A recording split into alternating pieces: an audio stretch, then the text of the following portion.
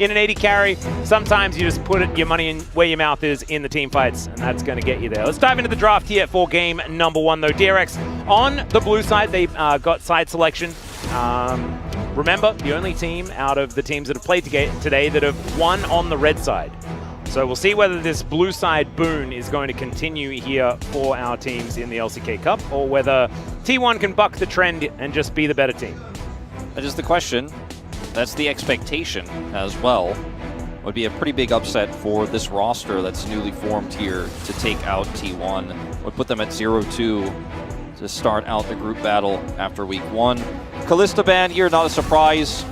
See the Cassante off the table now. This leaves a lot up though. Skarner, Aurora, Vi. Yeah, these picks are incredibly powerful. So T1 looking to do some trading here in the draft, it looks like here, and leave a lot up. Cassante more commonly banned on the blue side. Yeah, I would expect that Skarner needs to be the last ban here for T1. That champion has just been a little bit too strong. We saw it one time here in the LCK Cup so far. The Aurora going to be taken away here by DRX, just making sure that they can't give away too much if that Skarner is left up. I like that read, because they already indexed into the Caitlyn ban to stop the Keria push lane from, again, zoning LazyField out of CS, but you know that T1 are playing the trade game, so just take one of those options away, because otherwise they could end up with like Aurora Nocturne. Oner's a great Nocturne player. He has played it even when it isn't meta a ton. The Skarner will ultimately be what T1 are not willing to play around with in terms of the trade, but this does give the Vi over to Sponge. Yep. And a pick that I've enjoyed his Vi. Yep, I think giving Sponge a lot of proactivity, things like this, and some early game presence certainly going to be good here for DRX, and gives you a very easy go button. And for a team that has only just started coming together, I think having an easy go button is certainly a good idea. We'll see whether the follow-up from Ucal and Rich is going to be good enough. I'm guessing we're going to see a Varus pick here for T1. Yep, Varus or Ashe probably the ones that they're looking for. Yeah. Jace will get locked first, though. It's that strong flex. Briar left. Wow, crazy. Fast Jin Zhao lock here as well. Into the Vi. Can be quite strong. Yeah, we've seen Xin be really powerful I think it's, so far. He gets ulted and then he drops down his Crescent Guard. It's really hard to follow up and kill him. So it feels nice in that isolated matchup. It can be quite useful at long range engage as well himself. Ooh, Taliyah Vi. Ucal was one of our Taliyah guys back in the day. Yeah, before Taliyah was like a jungler and before becoming a mid laner again. Yeah, back in the original Taliyah days, he was quite strong back then on this pick. Let's see where Rich wants to go. Could be an Ambessa angle if he would like to pick up some big guns, but of course, the Jace still flexible here. That's what's so scary about the Jace flex early. I think the Ambessa is still worth it, though. If you don't lock it here, you're not going to get it, so... And you might be giving it away as well if Faker is going to be flexing, and then Gumayusi can go into some of the awesome dudes and make up for the lack of magic damage. I think it's a good idea to take it away when you can. This does limit the amount of 80 carries that you feel safe playing as T1, because you have a lot of poke with this Jace, you have Xin Zhao, which is going to be a pretty robust front line, but there's just so much long-range engage that an immobile 80 carry like the Varus is a little bit less appealing. The Ashe a little bit less appealing here. Faker potentially to lock the Ahri. The Galio, I think, a better choice. Yeah, I like the Galio a whole lot more. Galio Xin Zhao is tried and true. And this means that Gumayusi can go towards something like a Jinx, something a little bit more hyper carry, because that heroic entrance is so incredibly powerful, and we know Gumayusi pretty good when he gets his hands on one of these big carries. Yeah, you can just safely ban Ashe here, I think, if you're feeling like that's an angle they want to potentially take.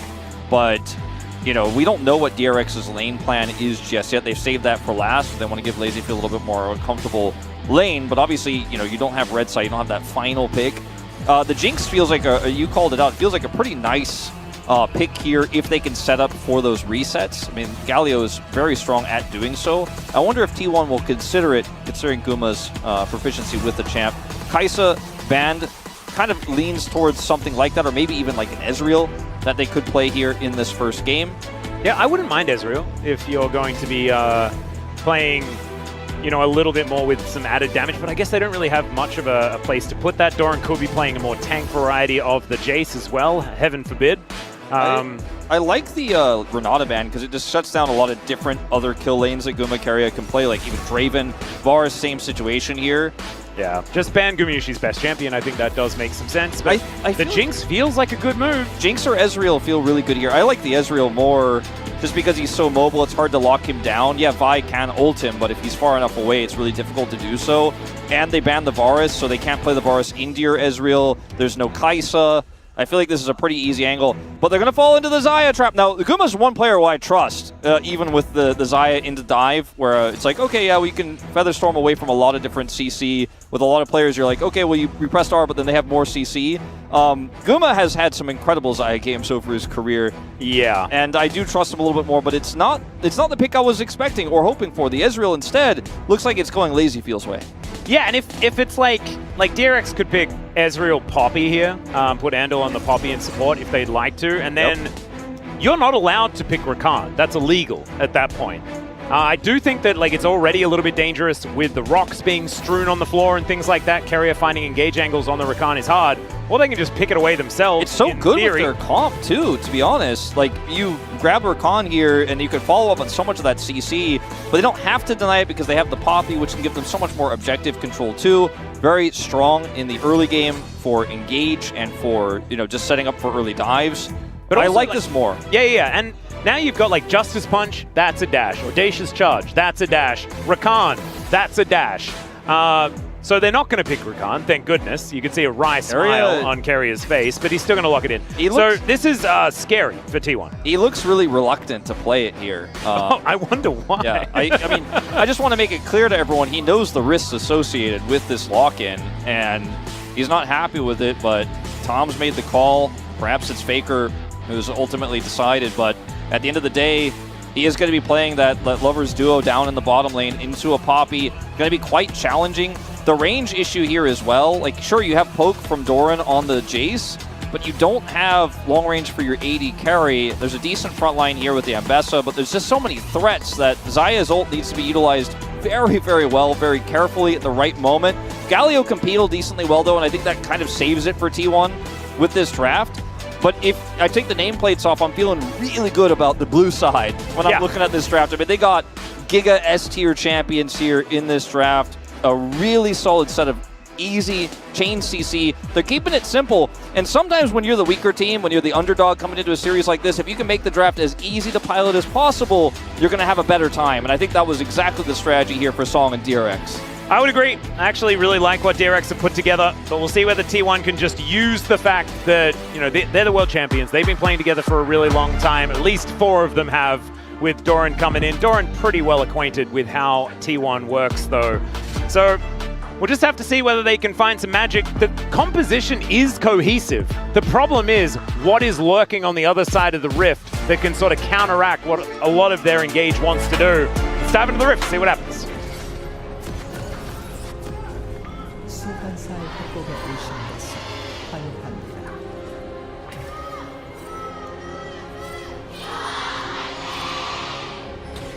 All right, T1 fans in full voice.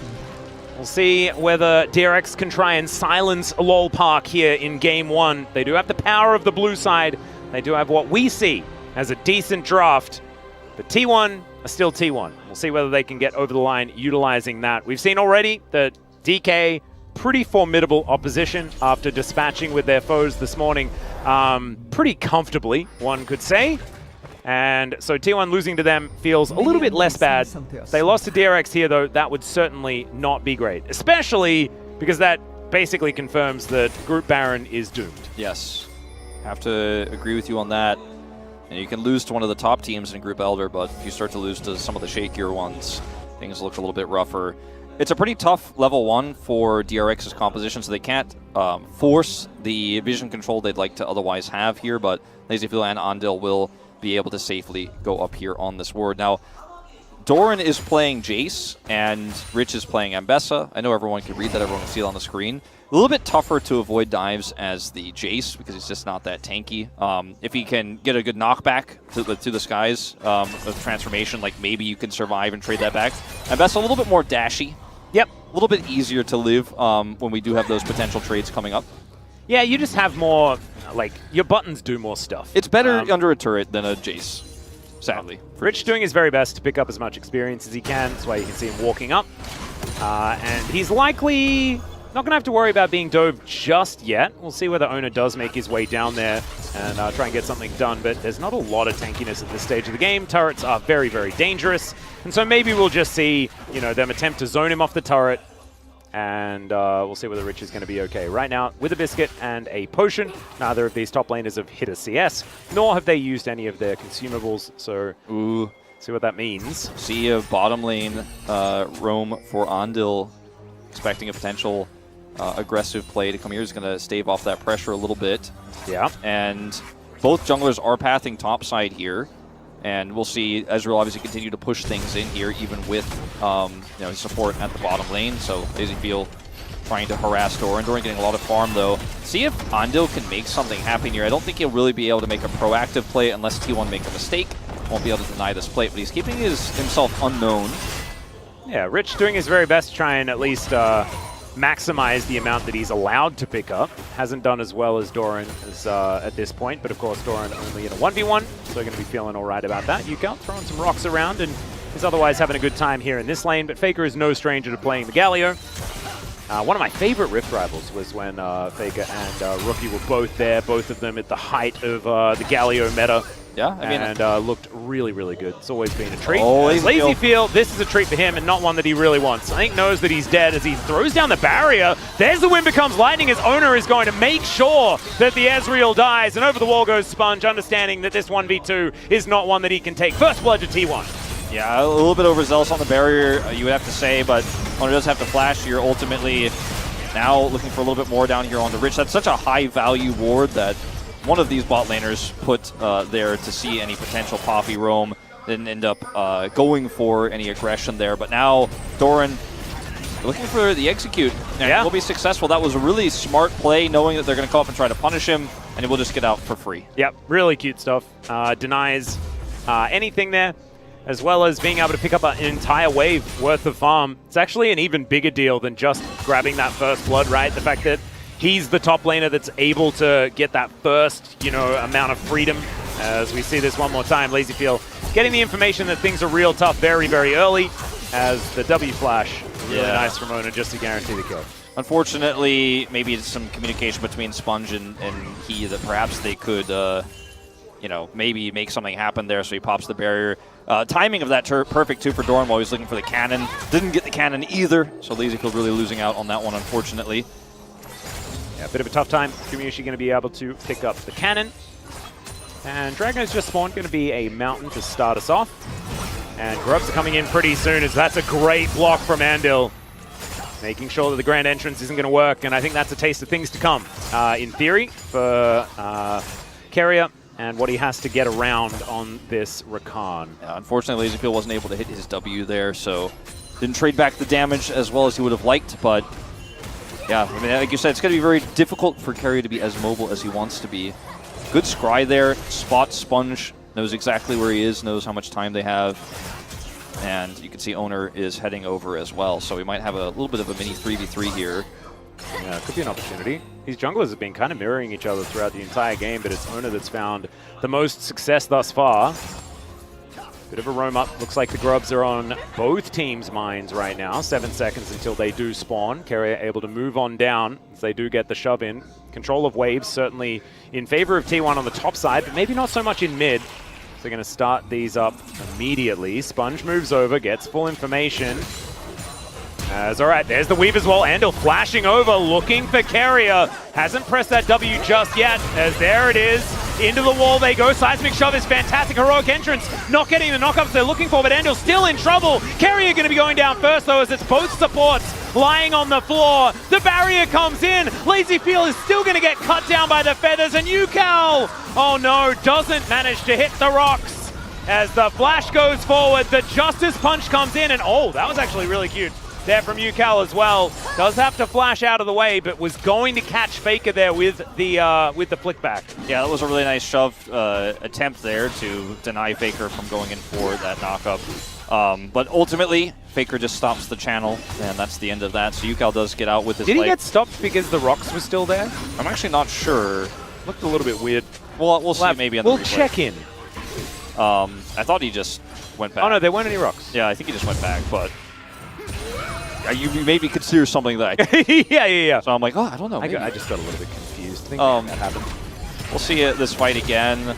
It looks really good for DRX in the outset, but Andal unfortunately isn't able to push Keria into the wall. Waits for his steadfast presence to get the knock up here, and they put all the focus onto Keria. But as he's burning down here, yes, Lazy Phil does get the kill, but this puts Faker exactly where he wants to be, and a flashless Poppy, as they look for the engage, is unfortunately not going to be able to get out. Guma does have the win here. It's the health advantage and the rest of his team being here. We'll see this moment. Yeah, the rocks were behind Faker. He just no! The Justice, he went into just the edge. The wall. That's so frustrating. No, it was the one rock. The one rock. Oh, is that still there? Yeah, it was actually there.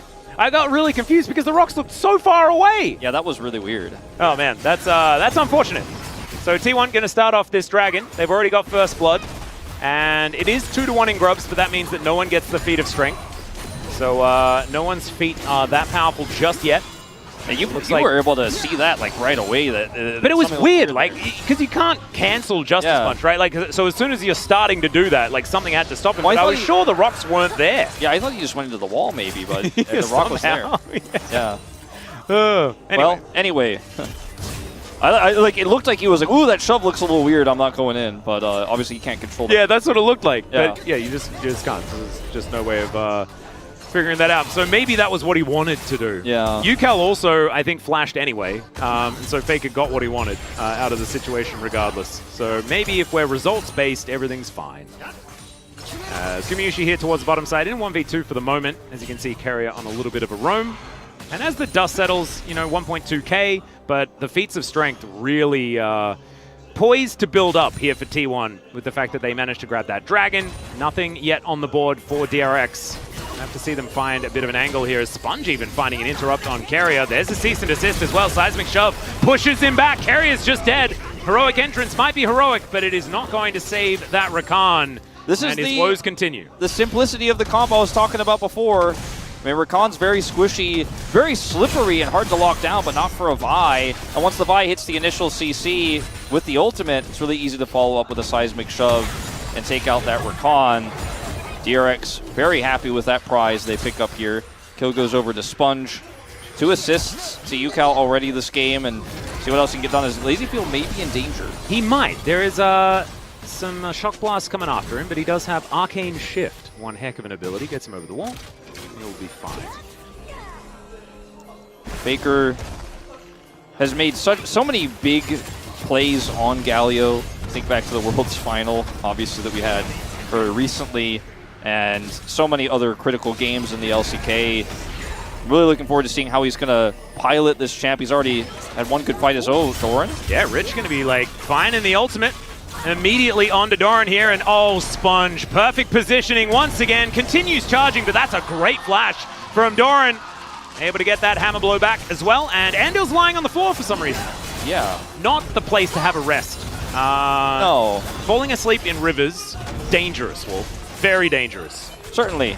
See what transpired there in a moment, but see a kill on a Xin Zhao, so yeah. I think he might have interacted with some people trying to clear some vision and did not survive the interaction.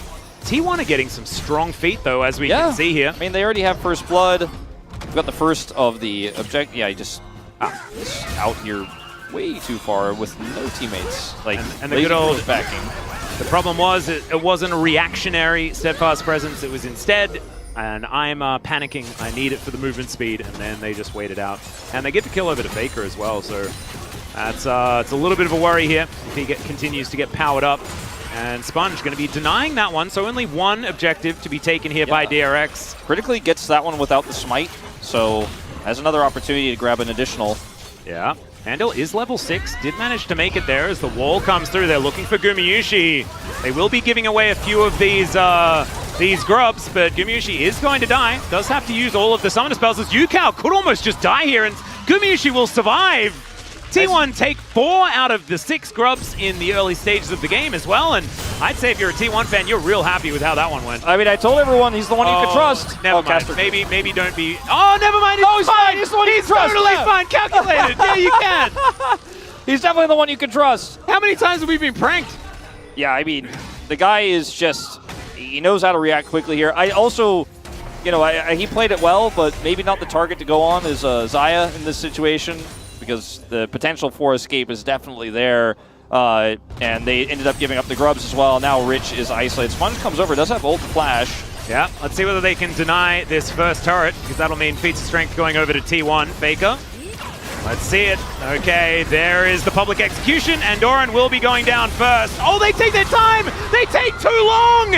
And he's able to get the kill onto Rich. Sponge versus Faker here. I think it's probably still pretty good for Faker, despite the fact that he is Galio, not necessarily good at dealing with physical damage, but you know, he's just able to walk it off. Okay, well that ended up being pretty bizarre, but Doran is going to be really happy with the result, because now obviously topside with no jungler here to threaten, Guma's going to get additional plate gold with Keria, looking for the first turret as well, which would be feats for them. Yep, that's they won't get it. Strength. So T1 will be able to collect that one for themselves.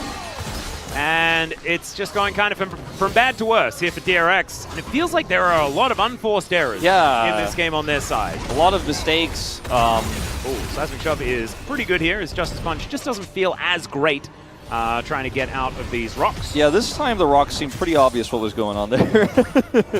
Like, I really do like the answers that DRX has for what T1 are trying to do.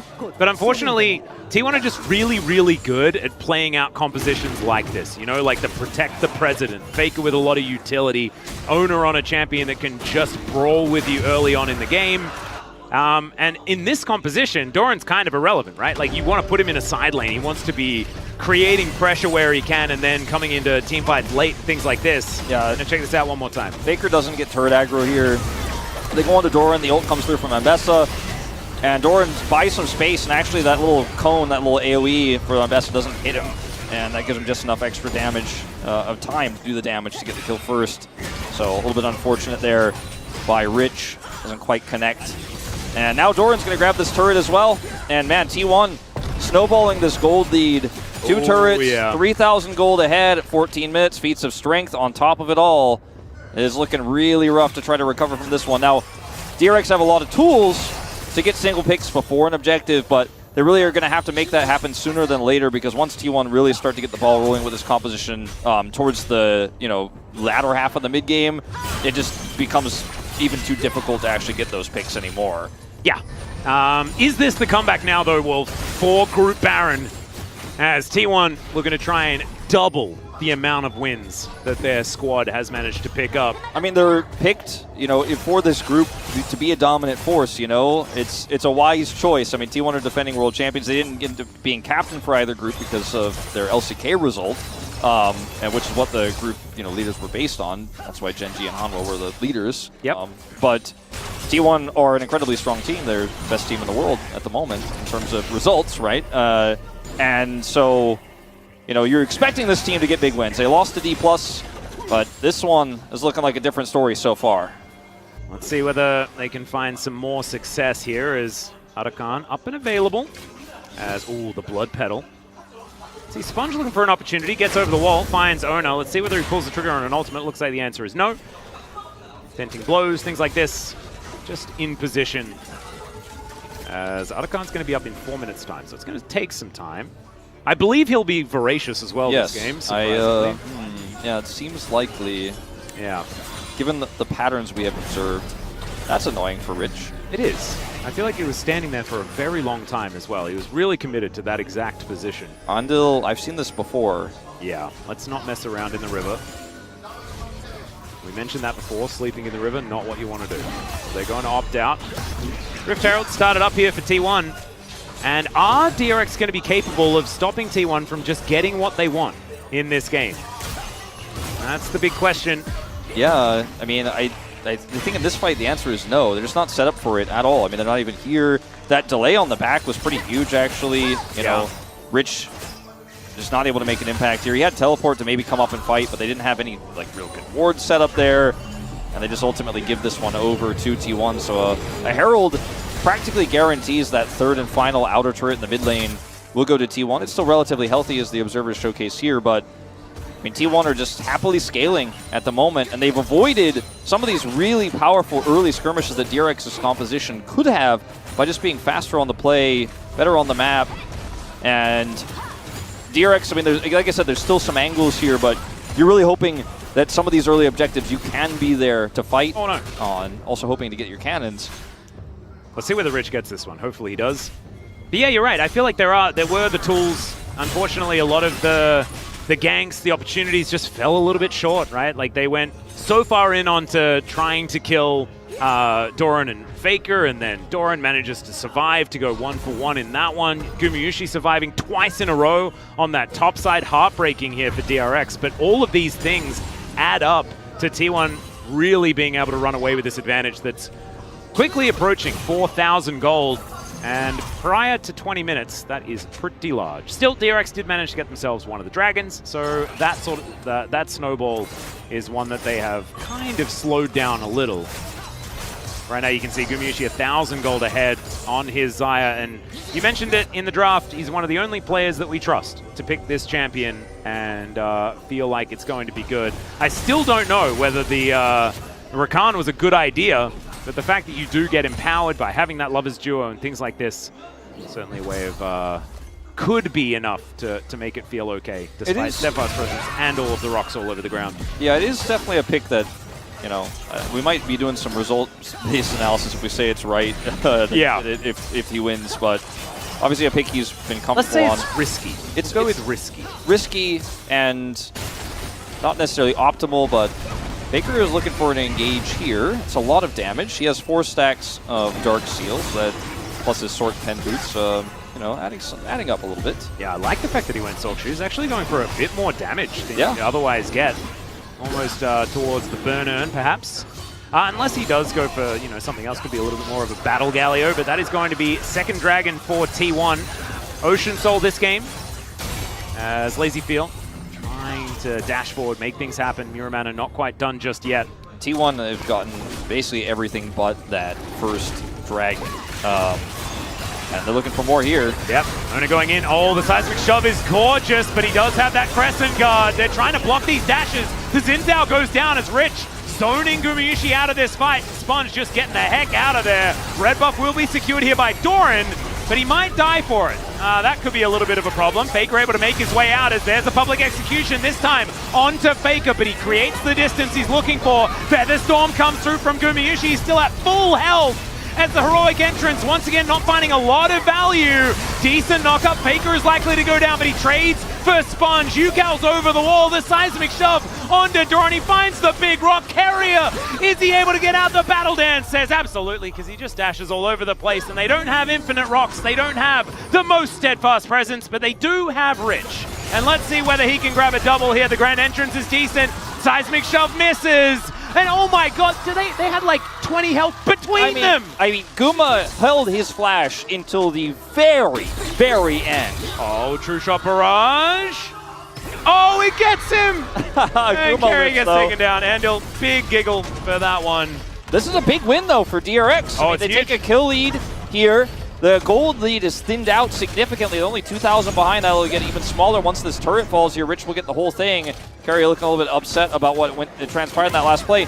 Now, in T1's defense, the map terrain absolutely favors their composition here in a situation like this. They're looking to make an aggressive play on this red buff. Keria is on the flank. He wants to set this up. The rocks are already down. So from here, it feels like it's an ideal situation, but Keria goes in a little bit too early, gets stunned here. Sponge is very tanky, and then, you know, T1 probably could have just been happy to leave. Once again, Yukal adding a ton of damage here. Faker gets one taunt, but the rest of his team is already on his way out. And oh, we have more. Oh dear, Gumayusi's dead. There it is. That is the cease and desist plus the seismic shove combo that we've seen so many times. Yeah. And this looks like it could be an Arakan angle for DRX. I mean, definitely an opportunity here. Guma's ult was like 10 seconds away. Now Faker's in danger. Yep, seismic shove does find him one more time, as the Galio is pretty tanky, so not going to be killing him just yet, but that may have convinced him to leave. No teleport up and available. The heroic entrance also not there, as teleport coming in towards his top side. And Rich is going to join, looking to try and get rid of Doran. There is still an outer turret up there, so he does have a bastion of safety he can head towards, and Oner could make this interesting. Keeper's verdict comes down, as there is the public execution. DRX looking to dive on top of the jungler, but Sponge is already down. Meanwhile, there's a battle on multiple fronts. Doran and Keria looking like they're almost winning as LazyFeel wants to take down Doran, and he will be able to get there. In the meantime, Rich is limping away from the battle, and Oner says absolutely not. And then Andil can do absolutely nothing. Gumayusi, he'll turn up extraordinarily late, probably just to help his team grab this Arakan buff.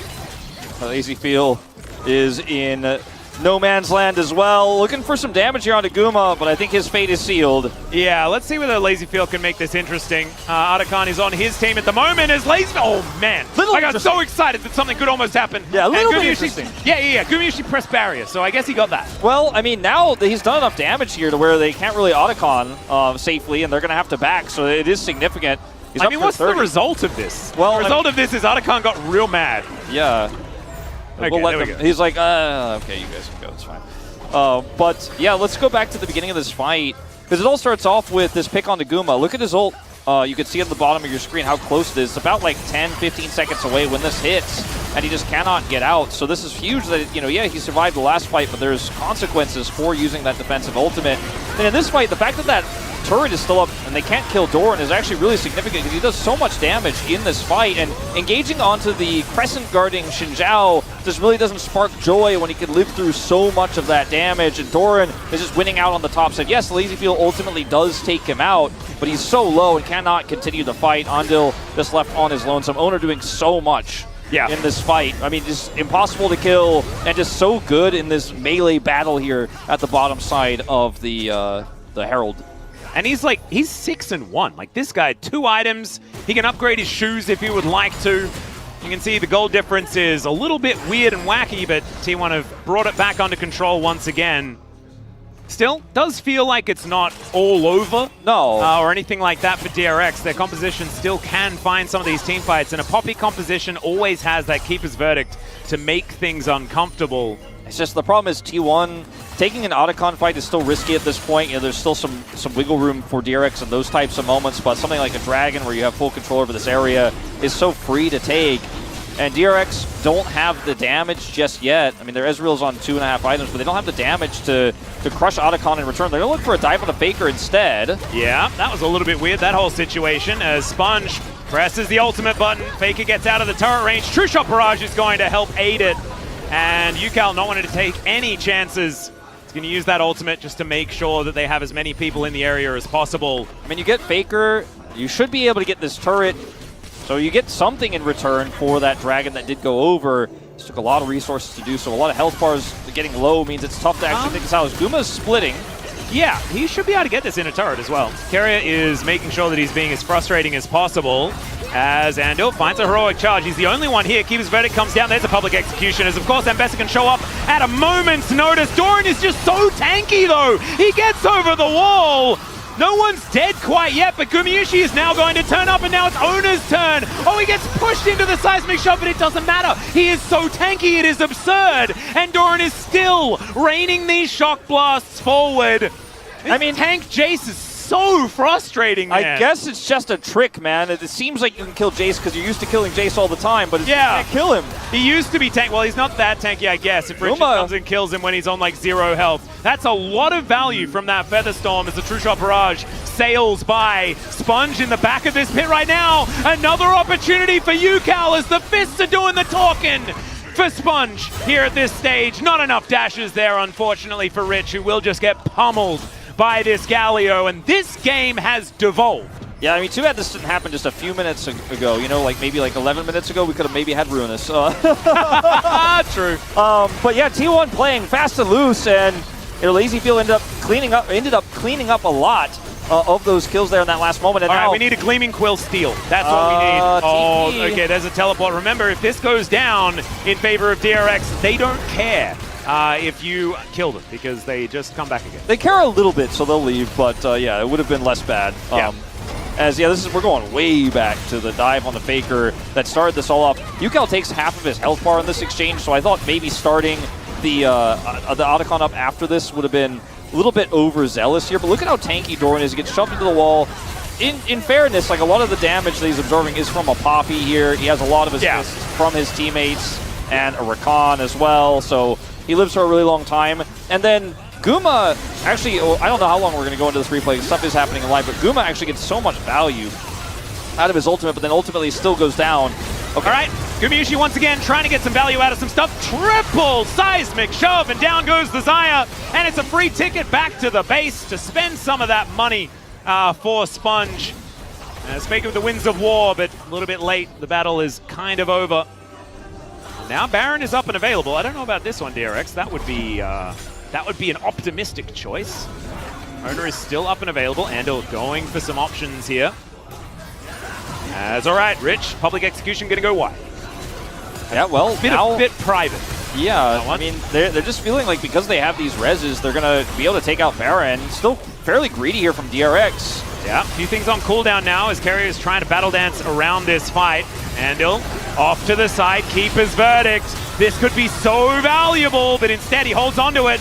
Heroic entrance coming on down there as they get a few knockups. Heroic charge onto the Galio, but he's so tanky.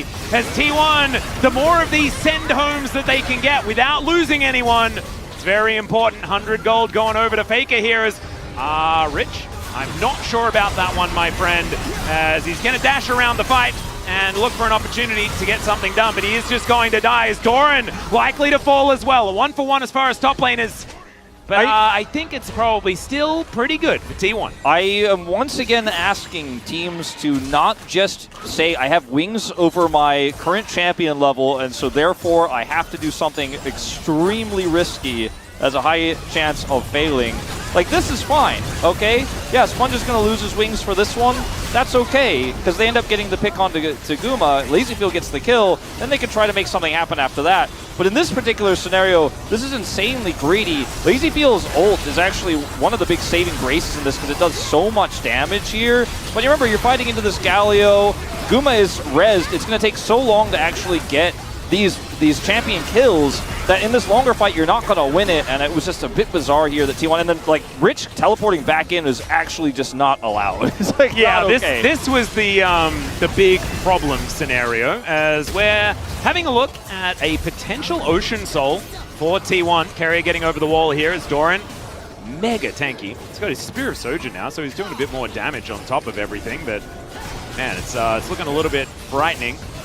All right, there's a weave as well. Okay, Ucal, that is an aggressive move. The True Shot Barrage doing so much damage. Another great shove, but Andal still going to be lying on the floor. Sponge goes in. It's going to be the secure of the soul, and this heroic entrance is looking pretty good. Still Ambessa trying to get some work done. Oner is so tanky, it doesn't make any sense. The rock's not going to be enough, but LazyField is able to get that kill in the end.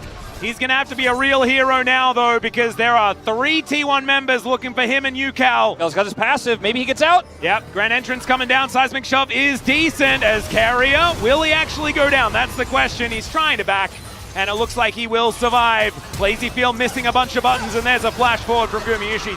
432 gold. Lying on the floor now is LazyField, unfortunately, and T1, they should be able to take what they want. This doesn't feel like a pro game, Atlas. This feels, yeah, this is fast and loose. I don't even know what to analyze, you know? This is definitely one of those, like, take it away chronicler moments, right? Like, where you throw it over and you're like, well, there's a lot to say. I don't know if it really, how much it really means. It's a really nice setup here for Ucal to go for that risky shove. They have the Crescent Guard, though, to buy so much time. Like, Oner has really done a lot of heavy lifting when these engages come through with his Crescent Guard. And then, I mean, T1 here in better position.